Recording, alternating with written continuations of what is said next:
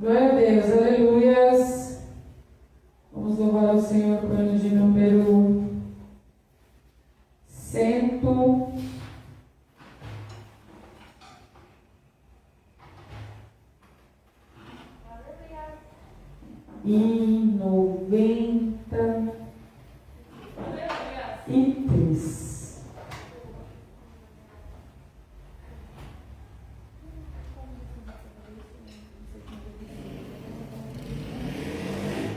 Glória a Deus.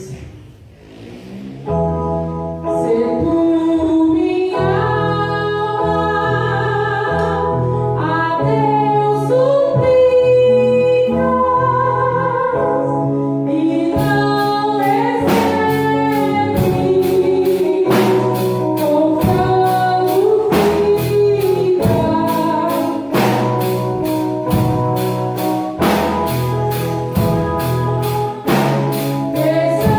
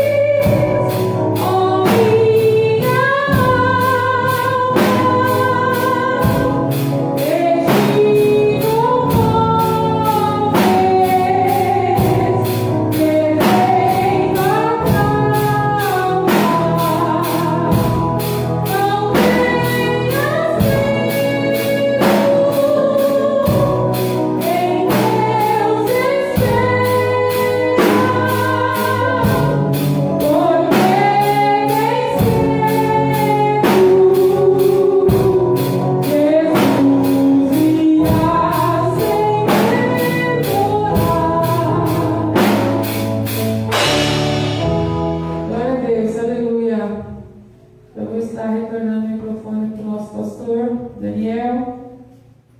Aleluia.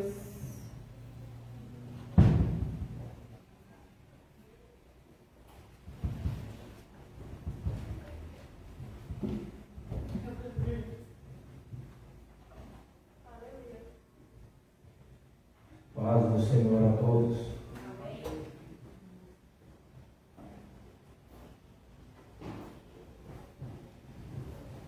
É com grande prazer que eu estou aqui essa noite.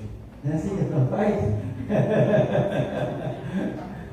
Quero louvar a Deus pelo papagaio. Não é assim que o povo faz?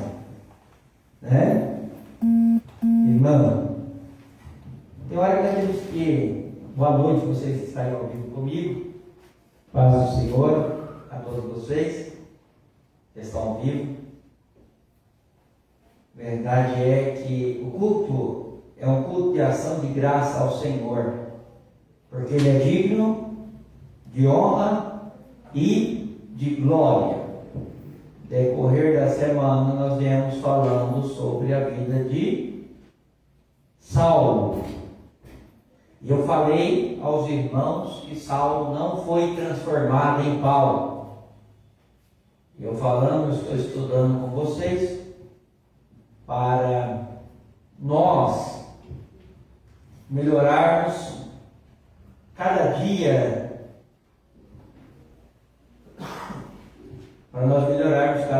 Hoje está certo o relógio, né? Então tá bom. Glória a Deus. A gente melhorar cada dia no aprendizado da palavra de Deus. É claro que nunca vamos chegar no auge. Quanto mais nós aprendemos, mais nós aprendemos que nós estamos precisando de aprender mais. Cada dia que nós buscamos a presença do Senhor, a conhecer a Deus, mais nós sabemos que mais nós precisamos conhecer. E que nós possamos aprender de Deus. Eu falei com vocês no decorrer da semana, no decorrer do mês, sobre a vida de Saulo. Quando Saulo é escolhido por Deus, por Jesus, e Saulo tem um encontro com Jesus. E o encontro com Jesus muda a vida de Saulo. E é bem verdade que muitas das horas, nós falamos nos seguintes termos. Depois que Saulo encontrou Jesus, ele foi transformado em um Paulo. E nós, viajando um pouquinho nos textos evangélicos, ou no texto dos Atos dos Apóstolos, nós percebemos que não foi bem assim. Há aproximadamente 14 anos se passaram para ver já os primeiros dias da explicação, ou melhor dizendo, passando mais ou menos 14 anos,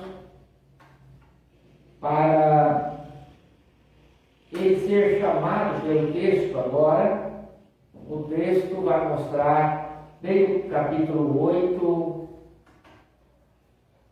e do capítulo 8 ao capítulo 13, possivelmente 14 anos, mais ou menos, podendo variar para baixo, para cima, se passaram, até que no capítulo 13 de Atos, vamos para o capítulo 13, nós vamos ver novamente, nós lemos sexta-feira, e nós precisamos ficar bem.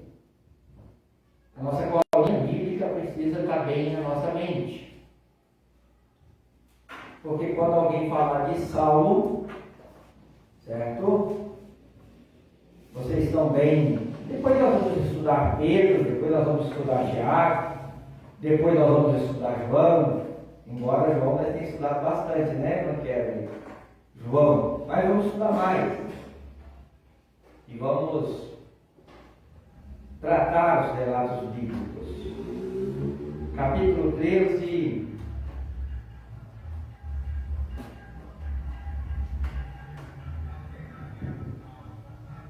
Nós vamos no capítulo 13, versículo 4.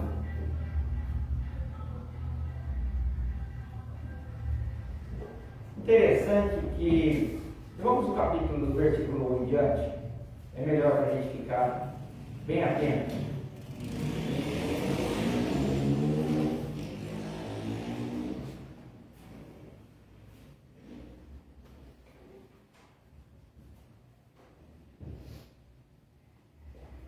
Barnabé e Saulo são enviados pela igreja de Antioquia, a primeira viagem missionária de Paulo. Então vamos lá. Eu vou fazer hoje diferente de novo. Nós vamos fazer o seguinte: eu vou ler um, cada um dos irmãos lê o outro. Vamos lendo, vamos pulando. Tá bom? Na igreja que estava em Antioquia, havia alguns profetas e doutores, a saber, Barnabé, Simeão, chamado Níger, e Lúcio, Sirineu, e Manaém, que fora criado com Herodes, o Tetrarca e Saulo. E servindo eles ao Senhor e jejuando, disse o Espírito Santo: aparta-me a Barnabé e a Saulo, para que a obra a que os tenho chamado. Então, jejuando e orando e pondo sobre ele as mãos, o despediram. E assim estes, enviados pelo Espírito Santo, desceram a Selúcia e dali navegaram para Chipre. E chegados a Salamina, anunciavam a palavra de Deus na sinagoga dos judeus. E tinham também a João como cooperador. E havendo atravessado a ilha até Pafos, acharam um servo judeu, mágico, falso profeta, chamado Bar-Jesus, O qual estava com o procônsul Sérgio Paulo, varão prudente, este chamando a si Barnabé e Saulo, procuravam muito ouvir a palavra de Deus. Mas resistia-lhes Elimas, o encantador, porque assim se interpretava o seu nome, procurando apartar da fé do Todavia, Saulo, que também se chamava Paulo, cheio do Espírito Santo e fixando os olhos nele, disse: ó filho do diabo, cheio de todo o engano, de toda malícia, inimigo de toda injustiça, não cessarás de perturbar os retos caminhos do Senhor? Eis aí, pois agora contra ti a mão do Senhor, e ficarás cego, sem ver o sol por algum tempo. E no mesmo instante a escuridão e as trevas cairão sobre ele. E andando à roda, buscava a quem enviasse pela mão. Então o procônsul, vendo o que havia acontecido, creu, maravilhado da doutrina do Senhor. E partindo de Pafos, Paulo e os que estavam com ele a perge da Panfilha, mas João Marcos, mas João, apartaram-se dele e voltou para Jerusalém. E eles, saindo de Perge, chegaram a Antioquia da Pisídia, e entrando na sinagoga, num dia de sábado, assentaram-se. Depois da lição da lei e dos profetas, lhe mandaram dizer os principais da sinagoga: varões e irmãos, se tendes alguma palavra de consolação para o povo, falai. E levantando-se Paulo, e pedindo silêncio com a mão, disse: homens israelitas, e os que temeis a Deus, ouve.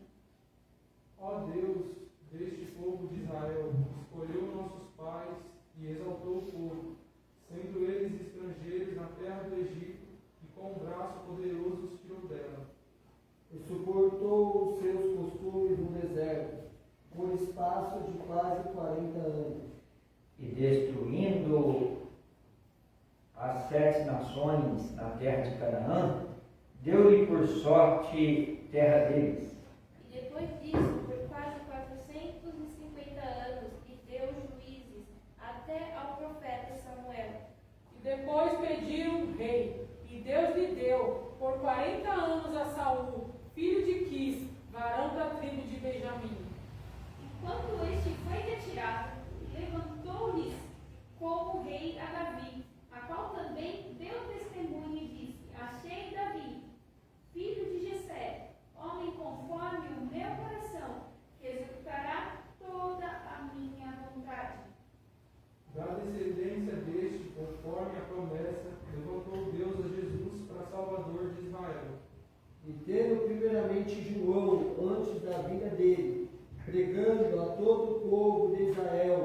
batismo do arrependimento. Mas João, quando completava a carreira, disse: quem pensais vós que eu sou? Eu não sou o Cristo, mas eis que após mim vem aquele a quem não sou digno de desatar a sandália dos pés. Varões, irmãos, filhos da geração de Abraão, e os qual dentre vós temem a Deus, e vos é enviada a palavra desta salvação. Por não terem conhecido a este, os que habitavam em Jerusalém e os seus príncipes condenaram-no, cumprindo assim as vozes dos profetas que se leem todos os sábados. E embora não achassem alguma causa de morte, pediram a Pilatos que ele fosse morto. E havendo eles cumprido todas as coisas que dele estavam escritas, tirando-o do madeiro, puseram na sepultura. Mas Deus o ressuscitou dos mortos. E ele por muitos dias foi visto pelos que subia com ele da Galiléia a Jerusalém, e as suas testemunhas para com o povo. E nós vos anunciamos que a promessa que foi feita aos pais, Deus a cumpriu em nós, seus filhos, ressuscitando a Jesus. Como também está escrito no Salmo 2: meu filho és tu, hoje te gerei. E o que ressuscitaria dentre os mortos, para que nunca mais tornara corrupção, disse: assim as santas e fiéis bênçãos de Davi nos darei. Pelo que também em outro salmo diz: não permitirás que teu santo veja corrupção. Porque, na verdade, tendo Davi no seu tempo servido conforme a vontade de Deus, dormiu e foi posto junto de seus pais e viu a corrupção. Mas aquele a quem Deus ressuscitou, nenhuma corrupção viu. Seja-vos, pois, notório, varões e irmãos, que por este se vos anuncia a remissão dos pecados. E de tudo que pela lei de Moisés não pudesse ser justificado, por ele é justificado todo aquele que crê. Vede, pois, que não venha sobre vós o que é dito nos profetas. Vede, ó desprezadores, espantai-vos e desaparecei, porque opero uma obra em vossos dias, obra tal que não tereis, se alguém vou-la tocar. E saindo os judeus da sinagoga, os gentios rogaram que no sábado seguinte lhes fossem ditas as mesmas coisas. E despedida a sinagoga, muitos dos judeus e dos prosélitos religiosos seguiram a Paulo e a Barnabé, os quais falando os exortavam que permanecesse na graça de Deus. E no sábado seguinte ajuntou-se quase toda a cidade a ouvir a palavra de Deus. Então os judeus, vendo a multidão, encheram-se de inveja e, blasfemando, conduziam o que Paulo dizia. Mas Paulo e Barnabé, usando de ousadia, disseram: era mister que a vós se vos pregasse primeiro a palavra de Deus, mas visto que a rejeitais e não julgais dignos da vida eterna, eis que nós voltamos para os gentios. Porque o Senhor assim nos mandou. Eu te pus para a luz dos gentios, para que seja de salvação até os confins da terra. E os gentios, ouvindo isso, alegraram-se e glorificavam a palavra do Senhor, e creram todos quantos estavam ordenados para a vida eterna. E a palavra do Senhor se divulgava por toda aquela província. Mas os judeus incitaram algumas mulheres religiosas e honestas e os principais da cidade, e levantaram perseguição contra Paulo e Barnabé e lançaram fora dos seus limites. Sacudindo, porém, contra eles o pó dos pés, partiram para Icônio. E os discípulos estavam cheios de alegria e do Espírito Santo. Aleluia. Vamos de novo ao último versículo. E os Os discípulos discípulos estavam cheios de alegria e do Espírito Santo. santo. Glória a Deus. Quantos se manifestam pedido de oração nesta noite? Eu, minha casa. Glória a Deus. Moab, o Edson, o irmão Cláudio, que está internado no hospital da cidade de Tiradentes. Vamos estar orando por ele e por família. A Maria Antônia, a Maria da Paz. Vamos orar pela irmã Ivanilde. Vamos estar orando em favor da irmã Solange. Vamos estar orando em favor um dos outros. Irmão Crescêncio, Vanderlei Família, irmão Márcio, irmão José. Nós vamos continuar orando em favor do povo dele, né? Irmão Gavar, irmão Cacilda, irmão Osias, irmã Lília, irmão Adilson, Perdones, irmã Michele, pastora Helena, diaconisa Elisângela, Késia, presbítero Robson, presbítero Francisco, presbítero Carlos, evangelista Francisco, evangelista Eliseu, e vamos estar orando uns pelos outros. Irmã missionária Fia, irmã Fia, né? Glória a Deus. Vamos estar orando uns pelos outros. Quantos podem levantar as mãos para o céu e começar a orar comigo? Pai, em nome de Jesus, nós te adoramos. Nós te bendizemos, Senhor, porque maravilha o Senhor tem feito em nossas vidas. O Senhor é quem trabalhar, Senhor, para perdoar os nossos pecados. Jesus querido, obrigado, Senhor, por o Senhor trabalhar em nossas vidas, em nosso coração, em nossa mente. Jesus querido, flui em nós, ó Pai, em nome de Jesus, as suas virtudes. E que cada um dos companheiros nossos, Senhor, possa ser alcançado pela tua verdade, em nome de Jesus. Amém? Glória a Deus. A hora já se passa, eu não quero daqui a pouco estar ministrando a palavra do Senhor, né? Glória a Deus. 2 horas da hora, não quero. Glória a Deus. Jesus tem poder mesmo. Glória a Deus. Eu estou aproveitando esse tempo.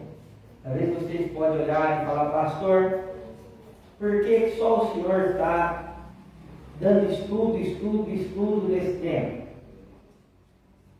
Pode até ser que os irmãos estão preocupados com isso, porque gostaria de palmas, gostaria de mais louvores, gostaria de mais pessoas trazendo saudações.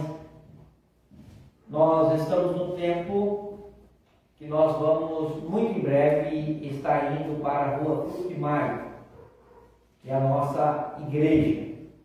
Quem já esteve lá comigo?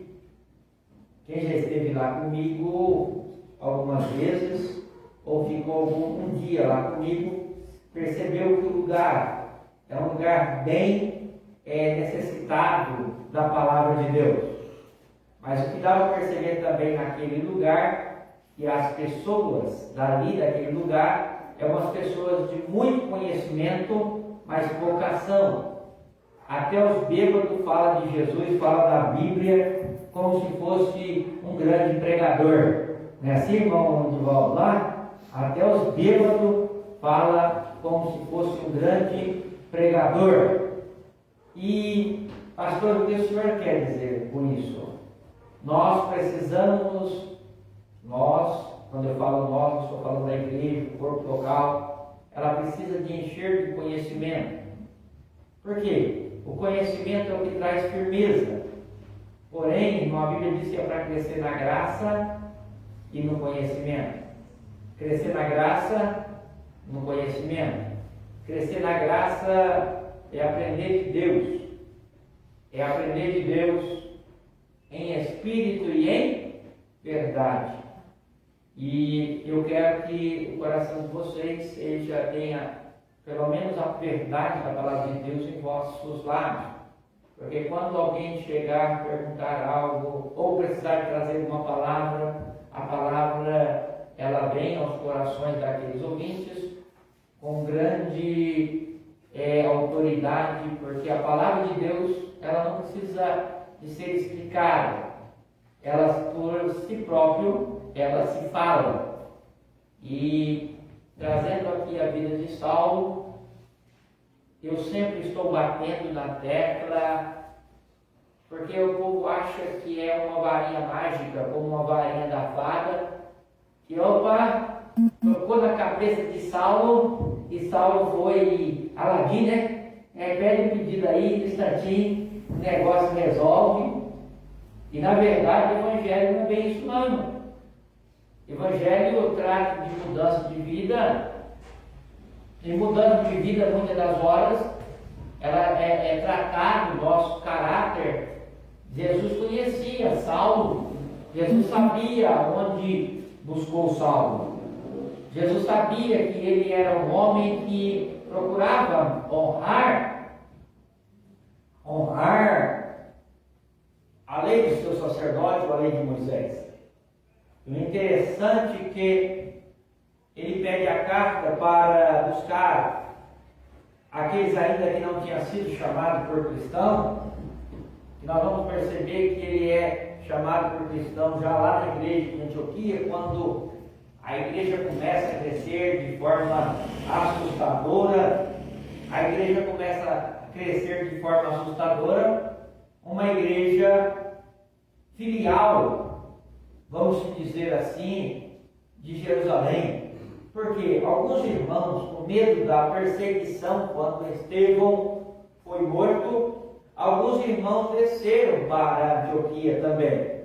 Só que lá em Antioquia, os irmãos que estavam em Jerusalém, eles não pregavam para mais ninguém senão para os judeus. Então nós vamos perceber que eu até acredito que o mecanismo religiosidade funcionava na vida desses judeus, ou desses irmãos, que eles falavam somente aos judeus.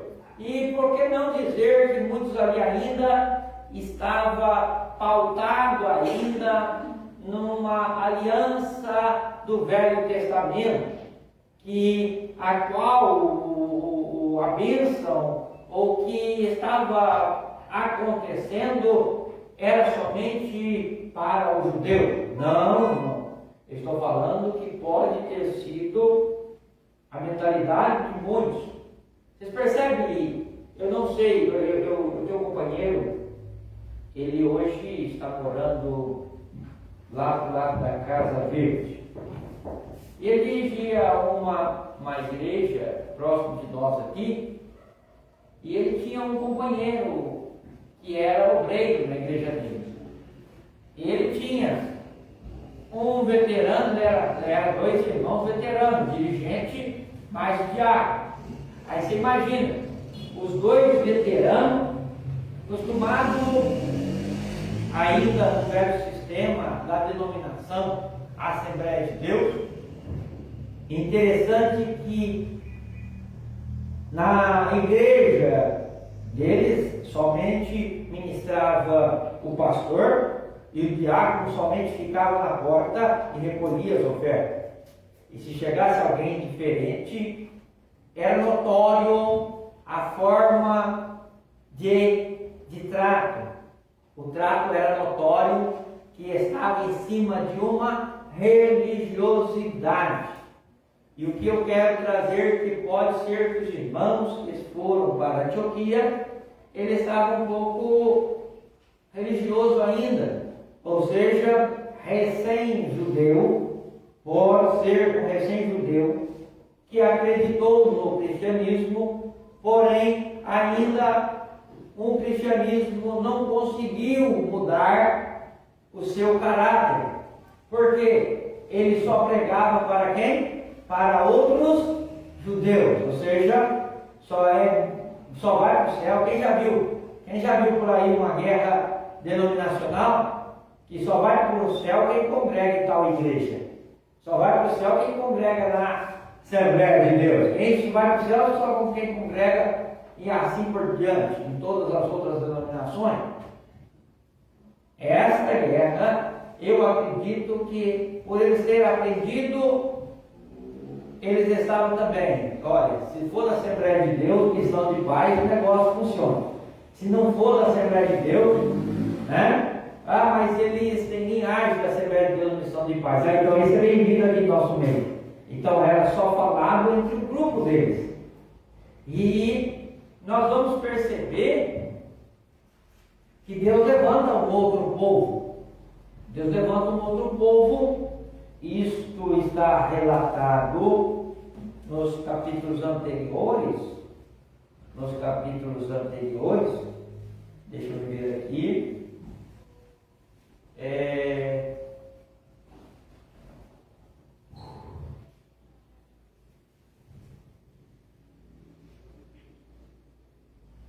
Está no capítulo 11, versículo 19 em diante, está relatado este fato que estou narrando para vocês.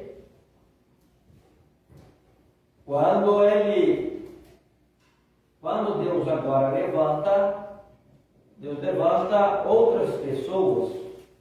Interessante, o capítulo 19 diz assim: os que foram dispersos pela perseguição que sucedeu por causa de Estevão, caminharam até a Fenícia, Chipre e Antioquia, não anunciando a ninguém a palavra senão aos judeus. Bom, fechou? Eles evangelizaram 3 cidades: Fenícias, Chipre e Antioquia.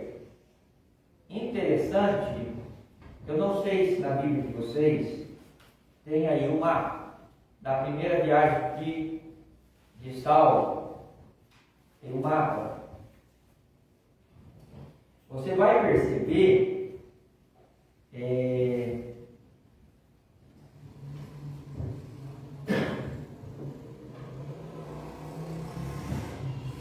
vou pegar uma outra Bíblia aqui para me auxiliar.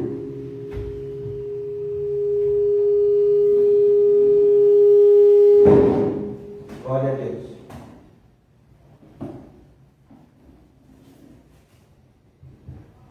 Para me auxiliar. Isso é bom para nós aprendermos juntos, né, irmão? A palavra de Deus. Capítulo 11, verso 19 em diante. Certo?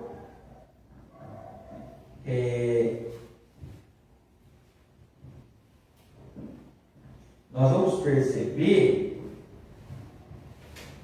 que quem eles pregam em 3 cidades. Chipre, Fenícias e Antioquia.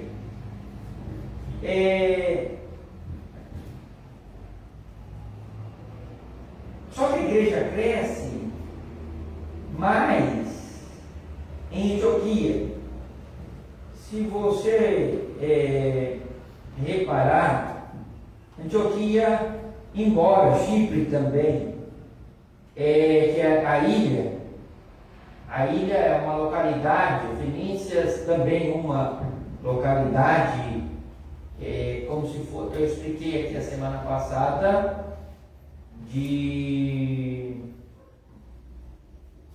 Jesus agora, me fugiu a memória aqui.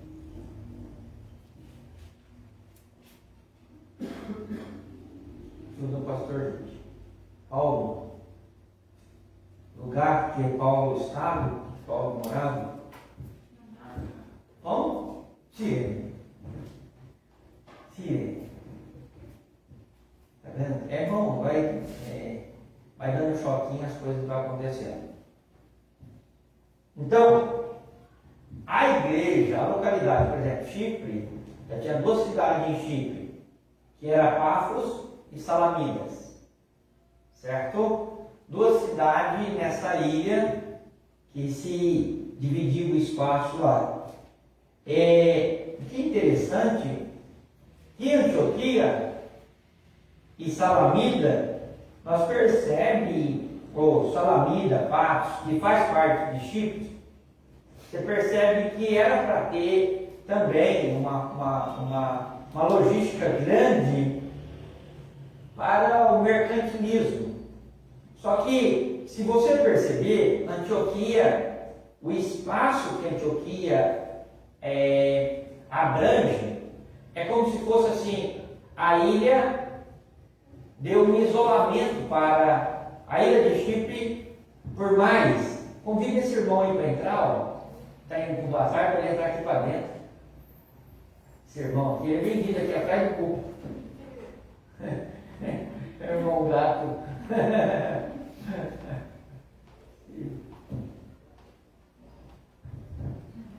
Deixa eu ver. Opa. Obrigado, irmã Adileia. Glória a Deus.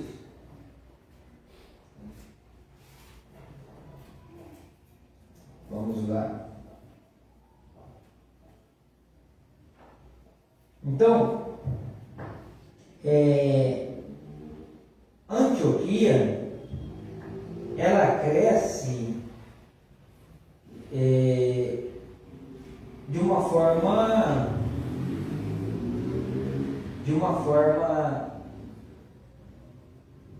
a igreja cresce de uma forma assustadora, porque o mercantilismo que atingiria já a Síria, a Capadócia e no geral, estava se fortalecendo, por incrível que pareça, nessa região, naquele tempo estava crescendo muito o mercado. Então, eu expliquei aqui na semana passada. Imagine lá que o Moab trabalhava num navio que vinha com grãos, e tinha lá os seus tripulantes. Imagine que o crente tinha, se pegasse lá um trabalhador, lá na outra terra, para vir no navio, que demorava dias, eles vinham de dias falando de Jesus, desse Senhor, como Paulo começou a falar no Atos capítulo 13, falando sobre os profetas, maiores, menores, e até chegar em Jesus. E por que a causa que Jesus morreu? E começaram então esse evangelho a crescer de forma assustadora em Antioquia. Crescia tamanha em Moab que causava espanto nos próprios irmãos da igreja de Jerusalém. Possivelmente lá o apóstolo Pedro fica assustado na hora que vê falar, opa, mas cresceu mais lá. E se nós vamos perceber que não foi pelos irmãos que saíram de Jerusalém que cresceram, porque os irmãos que saíram de Jerusalém foram direto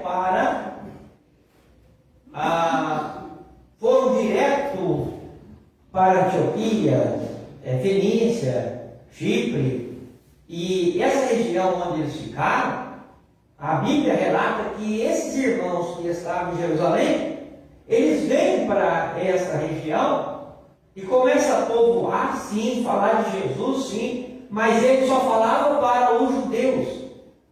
É aquilo que eu falei, possivelmente eles já estavam há tempo na igreja lá, que não aceitava outra tribo se não fosse tribo de Israel. Então, só falava para a tribo de Israel. Porque eu acredito ainda, irmão Daniel, que eles não absorveram ainda a mensagem que o Senhor Jesus não fazia acepção de pessoas. E é um dos critérios que eles não levavam esse evangelho para os outros, os gregos, os demais. Eles guardavam o evangelho entre os judeus. Olha, não que a igreja não estava crescendo com eles lá. Vocês entendem? Eles falavam para quem? Para os judeus. Sabe que aqui nós temos um aprendizado nesse versículo que é de suma importância para o nosso estudo de hoje. Os irmãos estavam falando somente para os, fala comigo, judeus. Fala comigo, assim, só para os de casa. Só para os de casa. Só que os de fora, nada. Vocês querem ver? Vamos parar um pouquinho aqui, vamos refletir um pouquinho. A igreja da atualidade, ela é uma igreja que fala para fora? Ou ela fala somente para os judeus? Ou para casa? A maioria, irmão, a maioria só sabe dar saudação dentro da igreja, falar dentro da igreja, e na hora que sai da porta para fora, está de bico fechado. Interessante que aí veio chacoalhar da figueira, que se você não está dando fruto, vem cá, vamos dar fruto. E aí tem que cortar para que dá a podar, né? Para que dê mais fruto ainda. E essa podagem, nós vamos observar isso no Atos 11. Essa podagem, você vai perceber que o crescimento da igreja, ela é para os gregos também. Porque lá no 11, versículo 19, aí vai dizer assim: não anunciando a ninguém a palavra, senão somente aos judeus. Então lembra que eu falei? A pessoa só fala para ele mesmo, só para o povo dele, só para a nação dele, e deixou os outros de fora. Então, esse evangelho dos primeiros que vieram falar, ele era um evangelho que fazia acepção de pessoas. Vocês percebem isso? Porque eles não falavam a nada a ninguém, senão aos judeus. Então, opa, eu só posso falar com gente da minha nação, porque era o costume deles. Lembra quando Jesus vai entrar em Samaria, a mulher estava lá na beira do tanque lá? Quem lembra disso? O que a mulher fala para Jesus? Como pede de beber a mim, sua mulher samaritana? Como pedes de beber a mim, sua mulher samaritana? Por quê? Não podia conversar, porque fazia acepção de pessoas. Então, nós percebemos que esse evangelho, ele era um evangelho que fazia acepção de pessoas, somente judeus. Porém, quando nós observamos, então, o contexto posterior do versículo 20, nós vamos observar que tinha irmão da ilha de Chipre, tá?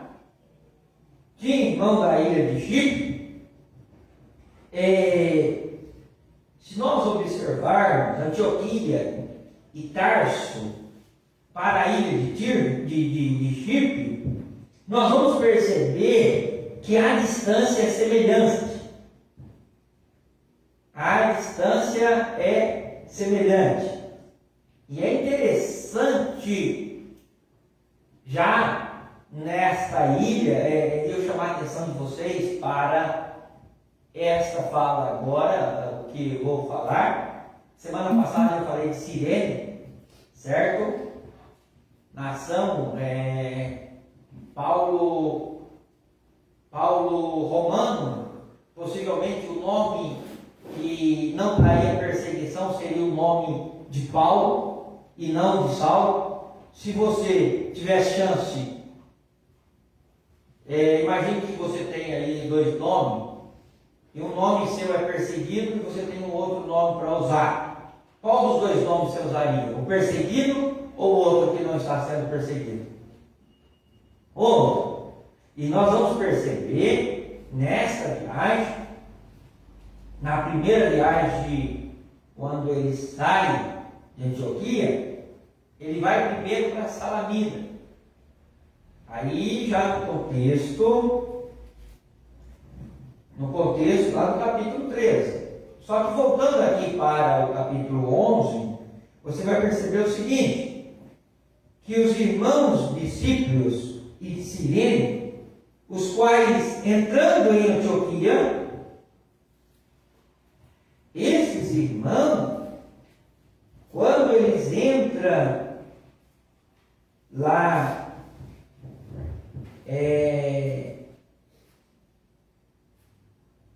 eles entram em Antioquia, a mensagem deles não era. A mensagem deles não era simplesmente agora voltada para os judeus. a mensagem deles era voltada para os gregos ou para os gentios. E isso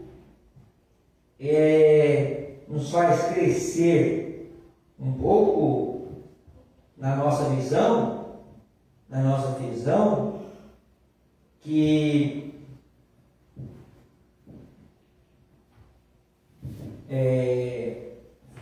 faz-nos crescer na nossa visão, porque eles pregam para os irmãos gregos. Interessante que o evangelho começa a crescer e algo chamou a atenção nossa no capítulo 20, no versículo 20 e 21, que ele vai dizer assim, entrando em Antioquia, falaram aos gregos anunciando o Senhor Jesus. Quem pode dar glória a Deus que eles anunciaram o Senhor Jesus lá em Antioquia? Só que no versículo 21, olha o que vem o texto em favor desses homens. E havia entre eles alguns homens, sírios e sireneses, os quais, entrando em Antioquia, falaram aos gregos, anunciando ao Senhor Jesus. Fala, glória a Deus. Glória a Deus. E a mão do Senhor era com eles. Opa! Vocês percebem que os irmãos agora que ficaram tanto em Chipre, né? E tanto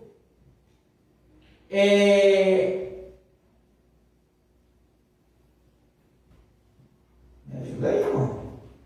Me ajuda aí.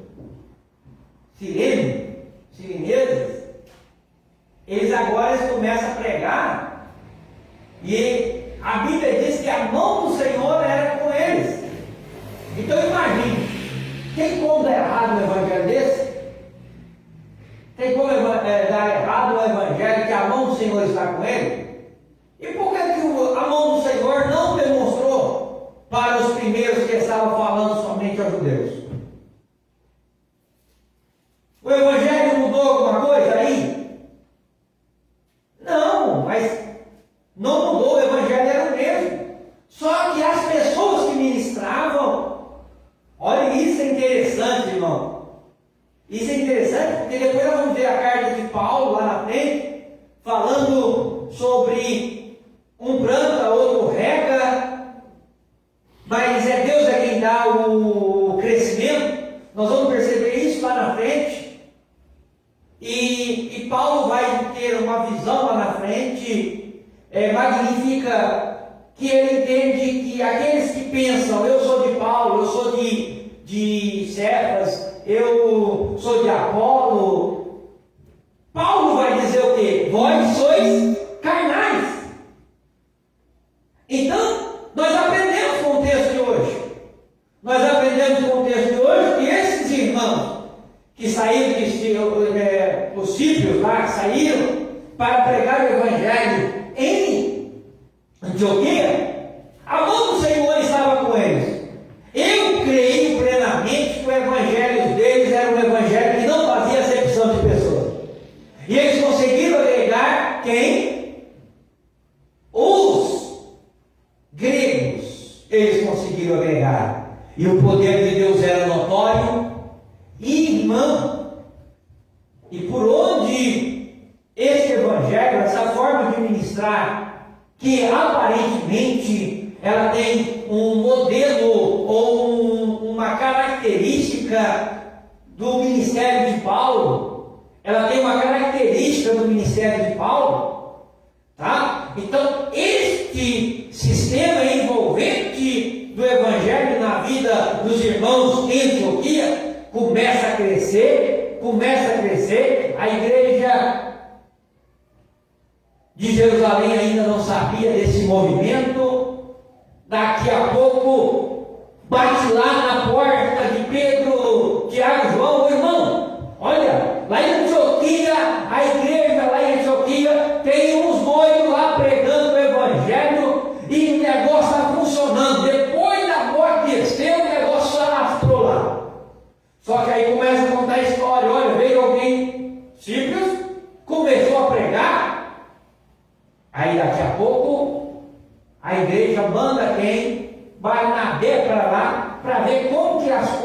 estavam fluindo por lá. E quando Barnabé chega por lá, Barnabé percebe que a explosão do Espírito Santo era grande, a mão de Deus estava sobre a vida daquela igreja. Então, agora estava sendo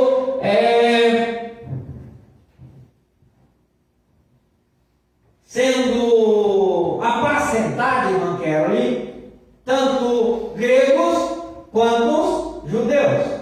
Tinha as palavras dos irmãos que saíram da perseguição primária de Estevão, e depois teve os irmãos que saíram discípulos.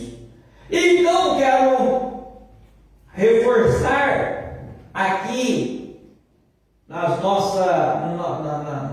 nesse estudo que a igreja agora ela cresce de forma sobrenatural. O milagre de Deus faz presente na vida da igreja. Cresce. Barnabé percebe, é enviado para Antioquia. Em Antioquia, Barnabé percebe que precisava de um companheiro. Por quê, irmão? Barnabé ainda é a primeira safra, praticamente. Que aprenderam que sempre é bom que ande dois do que um. Porque se um cair, o outro levanta. E Barnabé lembra que ele tinha mandado Saulo para Tarso. Lembra lá da história que eu falei que possivelmente ele aprendera a fazer rede lá em Tarso?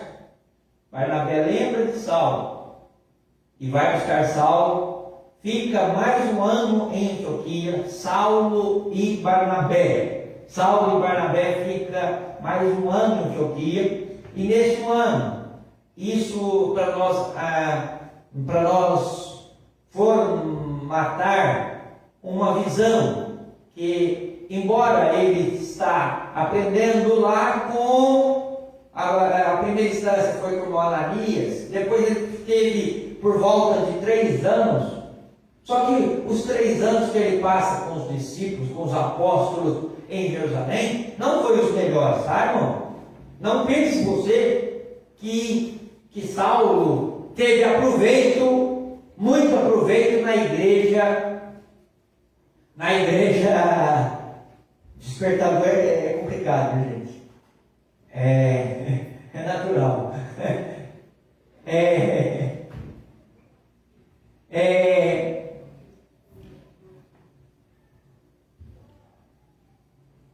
Os 3 anos que ele fica em Jerusalém não foi os melhores. Por quê?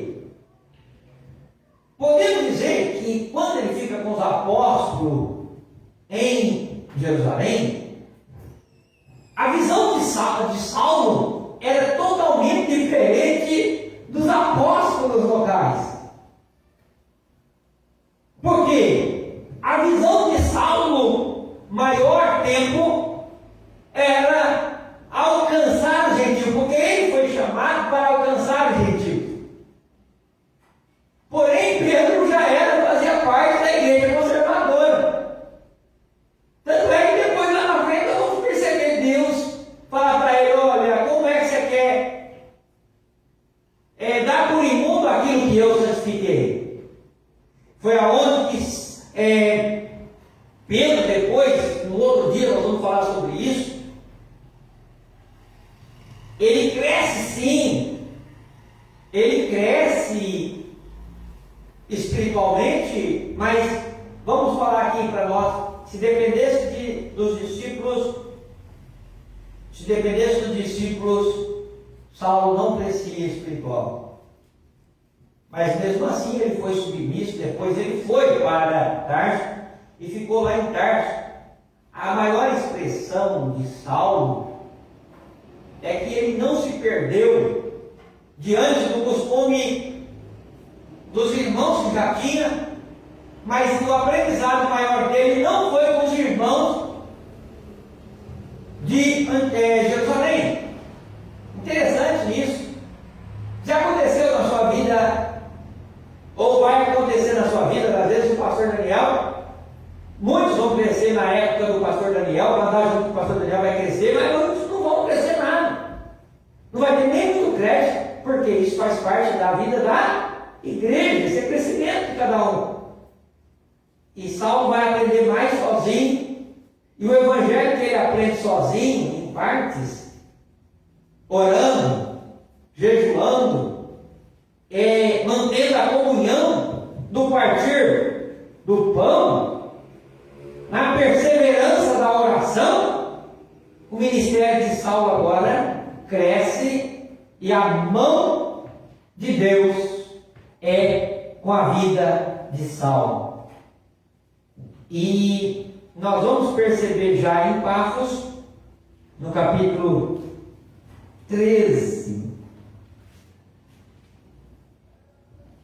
embora eu falei que lá na frente, irmãos, se vocês perceberem no capítulo 11, você vai ver sobre essa visão que Pedro tem, que Saulo estava sendo, que os irmãos que estavam vindo, eles estavam imundos. Porém, no capítulo 11, no primeiro em diante, aí você vai perceber sobre isso, depois lê em casa, para você ver que o evangelho que estava vindo, que era para os gentios, ele vinha com o apoio de Deus. Por isso que a mão de Deus estava sobre aqueles homens. No capítulo 13 e diante, nós vamos perceber lá no versículo, deixa eu ver aqui, 9.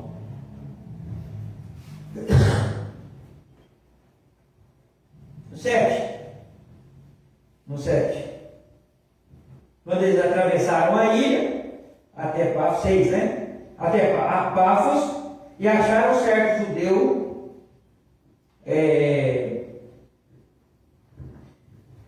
mágico lá. E interessante que eu falei de jejum e oração, esta era uma prática dos apóstolos. Jejum e oração e palavra. Jejum e oração e palavra. Jejum e oração e palavra. Essa era uma prática dos apóstolos. Você vê que Saulo, no momento algum, apartou desta visão. Jejum e oração, palavra. Partir do pão. E nós vamos perceber que depois que ele chegava em Salamina, pregaram a palavra na sinagoga dos judeus, que tinha também João como cooperador. Então, cooperador João, que era o Marcos, tá? João Marcos, cooperador da obra. Estou querendo aqui acelerar um pouquinho, para na próxima semana, provavelmente quarta-feira, não, na outra semana que eu vou estar dando já mais uma palhinha, na quarta-feira continua as escalas da semana passada, dessa semana, tá bom? Amém, irmã? Amém, Manquera? A escala continua dessa semana.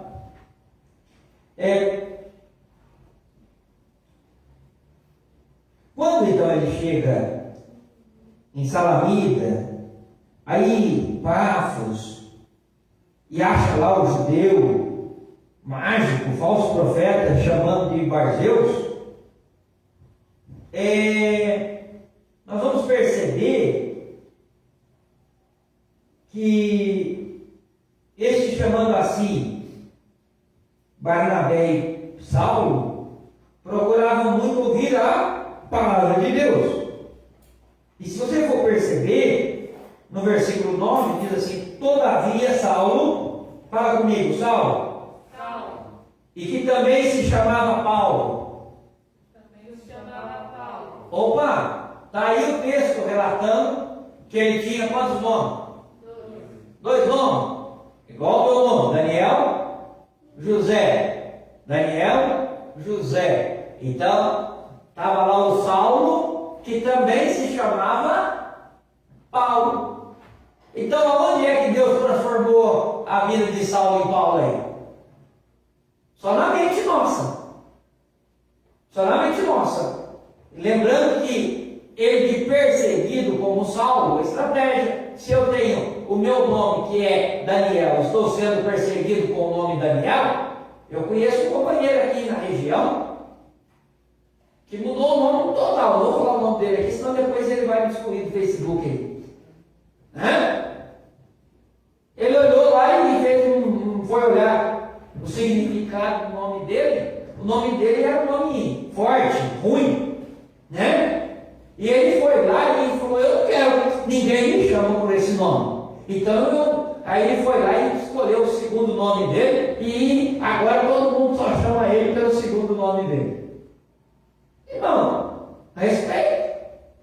O ministério dele está fluindo melhor, tá, irmão, pregador da palavra, o negócio está funcionando.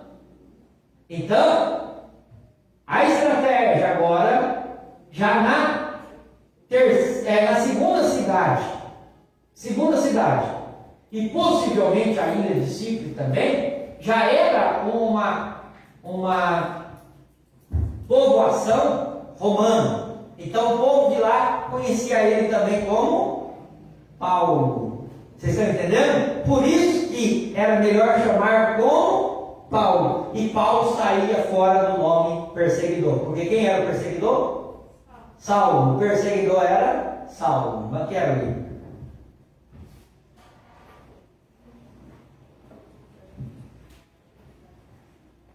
Irmão Daniel, vamos recolher as vidas nos ofertas. Amados irmãos, você que está aí ouvindo a palavra do Senhor, o estudo bíblico da sexta-feira, você que sentiu no coração de nos ajudar, sendo o braço forte da obra do Senhor, então 45, pega lá uma caneta, vai dar tempo. 45, 522. 45, 522, dígito 9. Agência 6065. Banco. Agência 6065. Banco Itaú. E o Pix é 11 9 8 5 6 7 20 5 0 8. 11 9 8 5 6 7 20 5 0 8. Entenderam? Quer que repete? Isso é o Pix, viu? Está lá. Deus abençoe a vida de vocês. O Kevin vai estar trazendo mais uma porção aí para nosso coração para fechar a noite. Ele vai estar orando, despedindo o povo. Glória a Deus. Salve sua paciência, amém? Amém. Hoje a palavra que o Senhor colocou no meu coração é sobre Paulo também. Então o pastor já fez a introdução toda que eu tinha que fazer, né? Contando a história de Paulo, glória a Deus. E a gente vai falar um pouco em 2 Coríntios, capítulo 11. 2 Coríntios, capítulo 11, conta que Paulo, ele chega nos irmãos, os irmãos estavam, como diz o que eu vou dizer, os irmãos estavam acostumados a ver Paulo viajando, né? Então Paulo não estava sempre presente. Só que Paulo cuidava da igreja de Coríntios. E os irmãos, eles começaram a escutar outros apóstolos, outras pessoas falando. E essas pessoas não eram pessoas que vinham para falar de Jesus e pronto. Estou falando de Jesus, não. Essas pessoas que vinham falar de Jesus, e Paulo fala em alguns versículos do capítulo 11, que eles vinham falar de Jesus e acabam que extorquindo os irmãos, porque eles queriam cobrar não sei o quê, queriam que os irmãos não fizessem não sei o quê. Acabam, Paulo até fala num versículo, deixa eu ver qual versículo que é. No versículo 20, ele fala, vocês estão servindo de serviçais, vocês estão sendo sofredores, eles estão devorando. Aí Paulo chega na igreja e fala assim,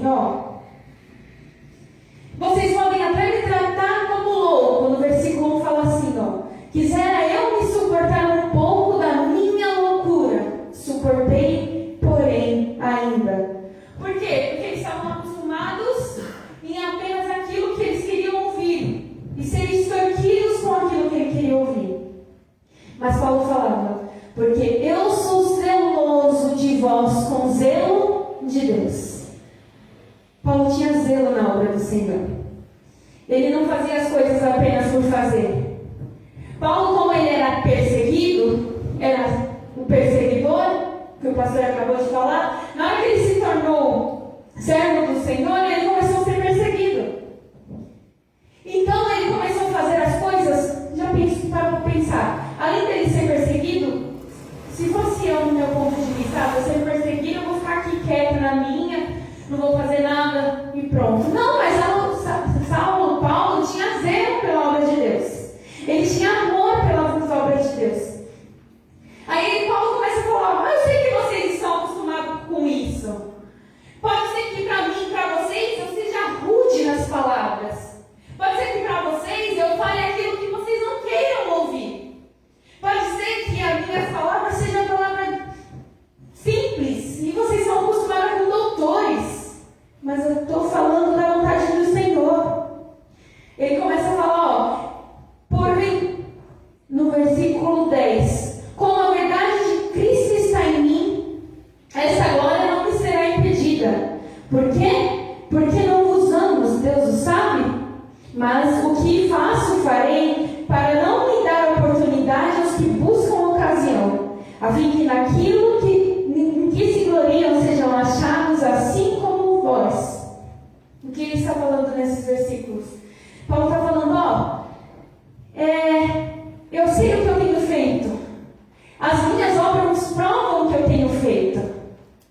Eu sei que vocês estão acostumados com eles, mas olha, você sabe por que eu faço isso? Porque eu falo aquilo que vocês não querem ouvir. Muitas das vezes eu sou rude, porque eu os amo. Deus sabe o quanto vos amo.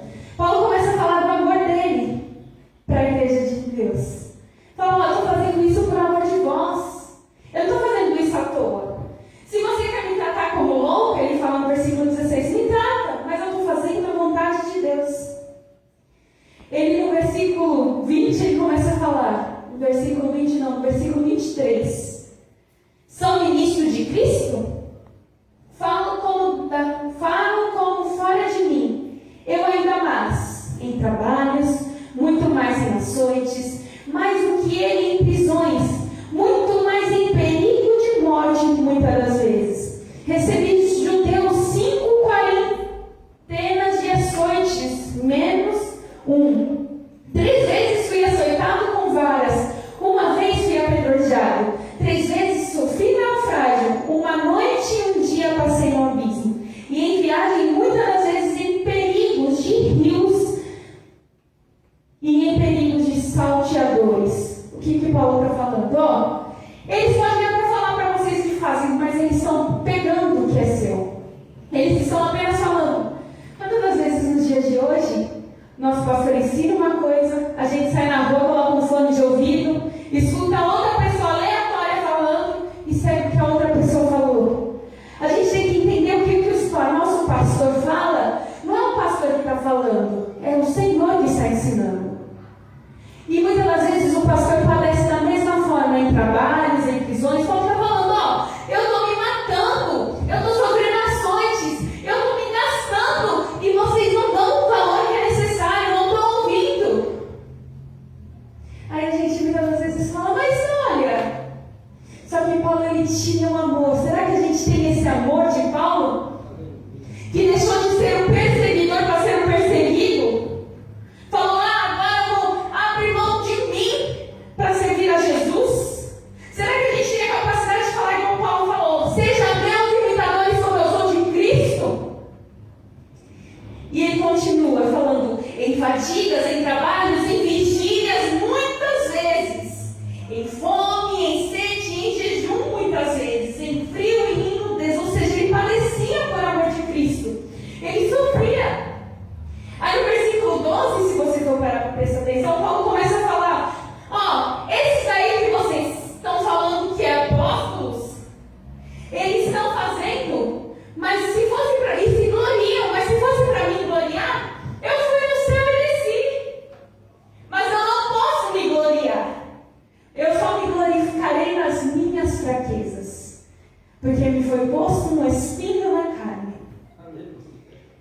Às vezes a gente quer se gloriar por tanta coisa, Mas não é para nós nos gloriarmos pelas coisas que fazemos, é para nos gloriarmos da fraqueza.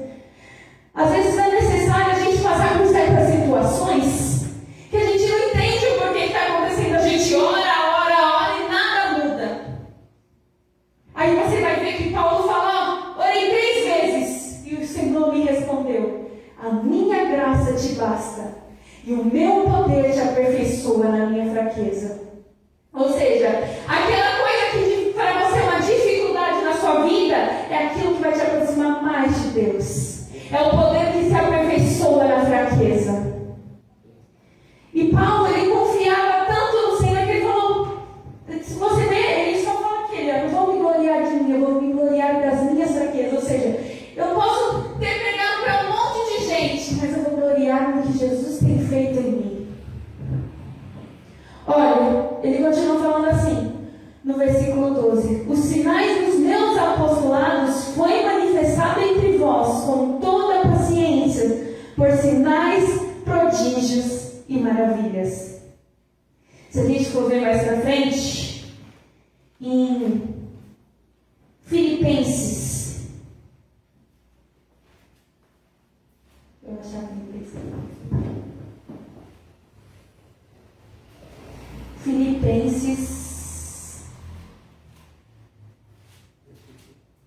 capítulo 1, versículo 4, diz assim: fazendo sempre com alegria oração por vós todas as minhas súplicas. Antes de Filipenses, eu vou voltar no versículo 10, no capítulo 12, no versículo 15. Eu de muita boa vontade gastarei e me deixarei gastar pelas vossas almas, ainda que amando vós cada vez mais seja menos amado. Ou seja, ele falou, não importa o que aconteça, eu vou me gastar por amor de vocês, mesmo se vocês não me amem nas teus palavras que eu estou falando, eu vou me dar por amor de vocês. Aí, em Filipenses, ele fala assim, fazendo sempre com alegria. Primeiro, nós acabamos de ler aqui, com muita boa vontade. Ou seja, ele fazia alegre. Ele se gastava alegremente ao Senhor.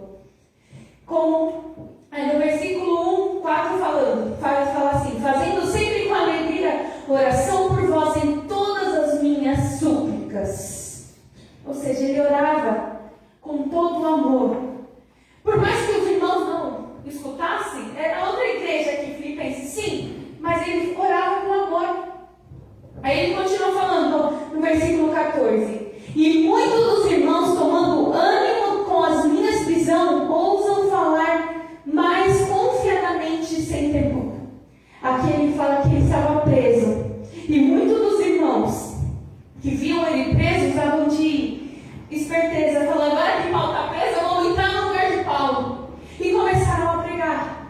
Aí ele falou, pode deixar pregar, nem que seja por porfia ou inveja, o importante é que preguem. Olha, ele continua falando assim, mas que importa? Contudo que Cristo seja anunciado de toda maneira, com fingimento ou em verdade, nisso me regozijo e me regozijarei mais ainda. Paulo, ele não queria glória para ele mesmo, ele queria glória para Jesus. Não importava se ele estava sendo preso, açoitado, se ele se iria gastar, ele se entregava por inteiro a Jesus. Se entregava por inteiro pelas almas. Será que a gente tem se entregado, tem colocado um pouquinho desse amor de Paulo nas nossas vidas? Ou a gente fala, já fiz demais, eu estou cansada do irmão, estou cansada não sei o quê, ninguém está dando valor para mim, eu faço tudo sozinho. Não! Já pensou se Paulo fizesse desse jeito? Está na prisão, lá na prisão, não deixa todo mundo quieto. Ele teve amor ainda pelas igrejas. Ele fala, eu estou orando. O importante é que seja pregado. Aí no versículo 21 ele fala assim, porque para mim viver é Cristo e morrer é ganho. Mas se viver na carne e me der fruto da minha obra, não sei o que deverei escolher, mas de ambos os lados estou em aperto, tendo desejo de partir e estar com Cristo, porque isso ainda é melhor. Mas julgo mais imaginando o Paulo na prisão, chorando: ai, Jesus, eu não estou aguentando mais isso, não, me leva. Aí ele pensando: mas e a igreja? Jesus, eu não estou aguentando mais isso, não, mas e o irmão? Será que a gente tem esse pouquinho do amor de Paulo? Vamos pedir para Jesus o amor de Paulo um pouquinho mais. Em 1 Timóteo, capítulo 1 também, 1 Timóteo, capítulo 1 diz assim, no versículo 7: porque não Deus nos deu o espírito de temor, mas de fortaleza e de amor e de moderação. Versículo 9: que nos chamou, que nos salvou e chamou uma santa vossa vocação, segundo as nossas obras, não segundo as nossas obras, mas segundo o seu próprio propósito, que nos foi dada em Cristo Jesus antes dos tempos, e que é manifestada agora pela aparição de nosso Senhor, nosso Salvador Jesus Cristo, o qual aboliu a morte e trouxe a vida e luz. No versículo 14: por cuja causa padeço também nisso, mas não me envergonho, porque eu sei que tenho crido e estou certo que é poderoso para guardar o meu depósito até aquele dia. Versículo 14: guarda o bom depósito pelo Espírito Santo que habita em vós. Paulo ele começa a falar, cada um, o Senhor nos chamou para cada uma das coisas. Mas isso não é só para você fazer pelas obras, é para fazer, ou seja, eu estou vendo meu irmão fazer, eu vou fazer porque eu estou vendo meu irmão fazer. Eu vou fazer porque ninguém está fazendo. Não, cada um tem o seu propósito. Mas eu estou fazendo, não é para mim não, mas o Senhor te colocou um propósito, te foi dado uma coisa para você fazer. Aí ele fala, eu estou padecendo também por isso, mas eu sei que o meu depósito está guardado no céu.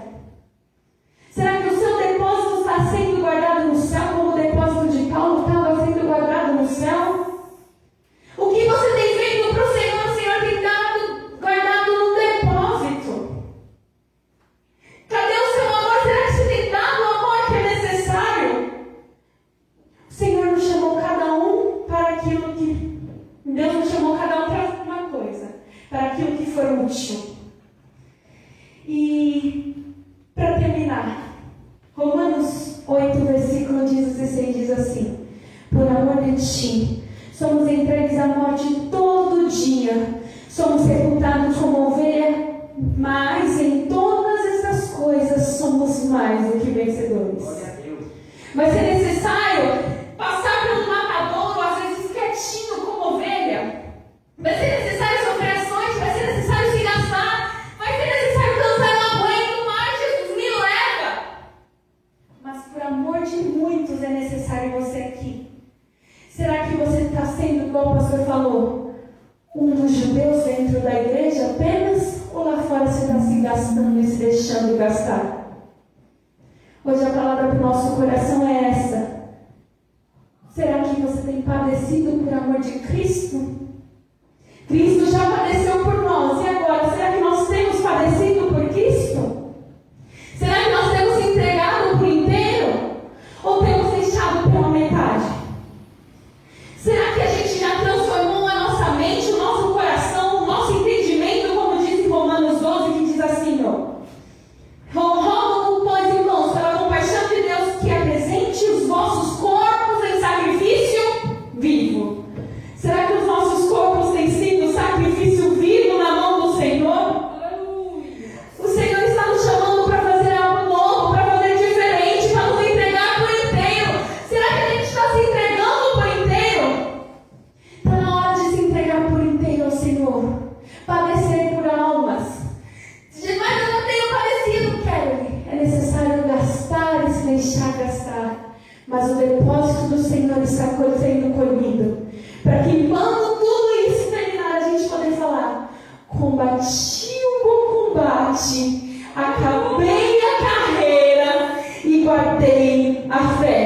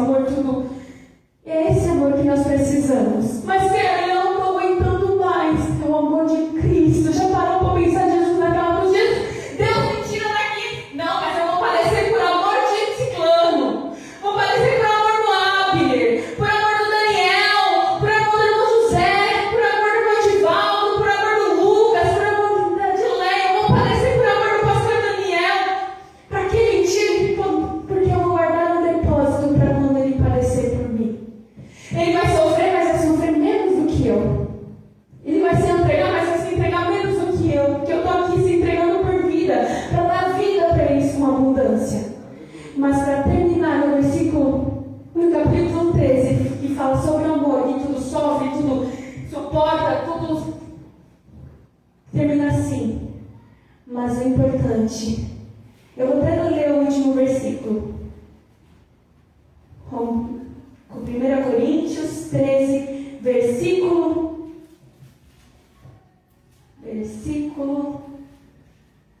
Eita, deixa eu ver aqui. Versículo 13. Vou começar no 12. Porque agora vemos por um espelho em enigma, mas então veremos face a face. Agora conheço em parte, mas então conhecerei como também sou conhecido. O quê? Aquele que você padece. Agora você não vê ele como você quer ser visto, como você vê eu e você. Mas ele te vê. Mas um dia nós o conheceremos como também somos conhecidos por ele. Agora o que é para permanecer? Permanecer a fé, a esperança e o amor. Amém?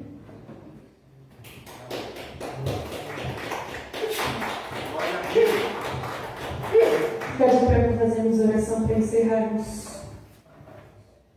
o culto. Senhor, meu Deus, meu Pai, estamos aqui mais uma vez diante da Tua presença, Senhor.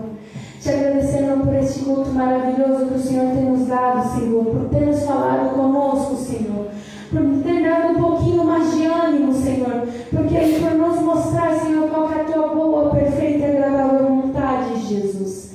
Senhor, muito obrigado por aprender mais de Ti, Senhor. Abençoa cada um que aqui está, Senhor, leva-nos em paz, cobrimos com Teu sangue, Senhor, abençoa a nossa noite, o dia de amanhã, Senhor, cumpra o Teu querer em nossas vidas, porque só Tu és santo, só Tu és exaltado, Senhor, e não há outro como Tu. É isso que eu te peço e te agradeço, em nome de Jesus. Amém. Se Deus é por nós, Quem será contra nós? eu tudo posso. Daquele que me fortalece. Que o grande amor de Deus e a graça de nosso Senhor e Salvador Jesus Cristo e a doce consolação do Espírito Santo esteja sobre todos vós, não só hoje, mas para todos sempre. Pode dizer amém? Amém. Está terminado em nome de Jesus. Cumprimente uns aos outros com a paz do Senhor. Leva a bênção para sua casa, em nome de Jesus.